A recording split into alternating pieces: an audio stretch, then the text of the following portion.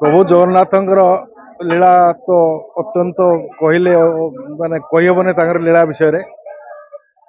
प्रभु जगन्नाथंकर प्रतिष्ठा ठारू आज पर्यंत ये लीला त्रिपल्ली जगन्नाथ मंदिर रे प्रति वर्ष परी ए वर्ष मध्य पालन कराउची।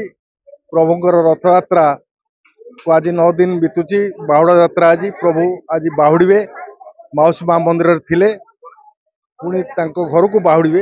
ये प्रकार जो लीला कार्यक्रम सारा जगत रे कार्यक्रम चलती। पुरी रे आज बहुत बड़ आकार बाहुड़े। आज प्रभु जगन्नाथ बलभद्र सुभद्रा 3 रथ जीवे। आमे एकमात्र जगन्नाथ को आज बाहुड़ा यात्रा रे आमे बाहुड़ी नबू एवं सबु भक्त माने अगणित भक्त माने ये अंचल जेते भक्त माने अछंती समस्ते श्रद्धालु भक्त माने ये अंचल रथ को टाणी टाणी बर्तमान नेबे तांको सिंहद्वार पर्यंत। यही हूँ आजिका दिन में विशेष तात्पर्य। प्रभु समस्त मंगल करंतु, ये अंचल मंगल करंतु, आउ प्रभु समस्त को सहाय होंतु। आज्ञा आमर ये जो नीति पहंडिता सकाळ 9टा ठारू आरंभ कराई गलानी। सबु नीति पहंडी करा गला। वर्तमान आमर रथ को मंदिर निकट को न्याय आसी। ये मंदिर रे वर्तमान मंदिर सामने रखा जाइए। भक्त मान गहन रे वर्तमान बहुत भक्त आम पाखे उपस्थित अच्छा। से रथ को बाहुड़े नवाई से सब प्रस्तुत होती। भक्त माने संपूर्ण भाव विहल हो रही जे केमिति प्रभु श्री जगन्नाथ को आमर तांकर नीलाद्रि स्थान को नेबे सेइथिपाई समस्ते प्रस्तुत एवं उत्सव मुखर।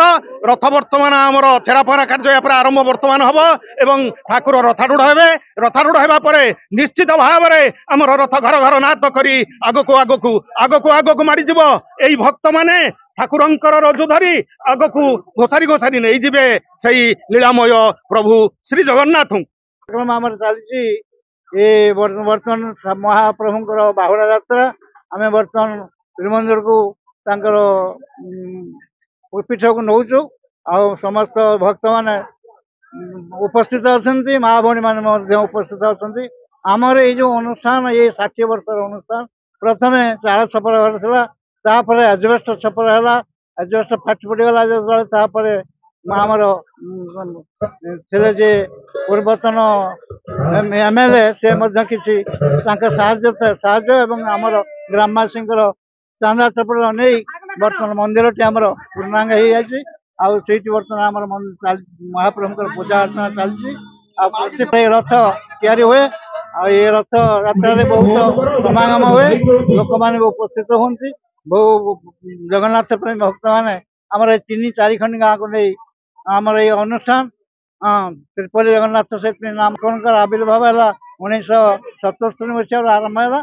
आविर्भाव है प्रथम जगन्नाथ बलभद्र सुभद्रा 3 मूर्ति को नहीं गोटे सप्ताह चलता।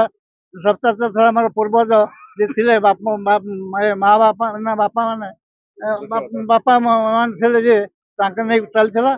से चलीगला आमर ये जो स्थायी मूर्ति ना स्थायी विग्रह आसी लंच हाट लगे जो आम पिला समस्त कीर्तन कर नहीं से विग्रह को प्रतिष्ठा करा जाई तापर से स्थापना कराला। आज पुणी 15 मसीह जो आमर पीठ पुरी रे आमर ये नवकलवर है आम ये विग्रह को नवकलवर कराई पुणी स्थापन कलु आमर ये पर। बर्तमान सुधा भल भाव चलती।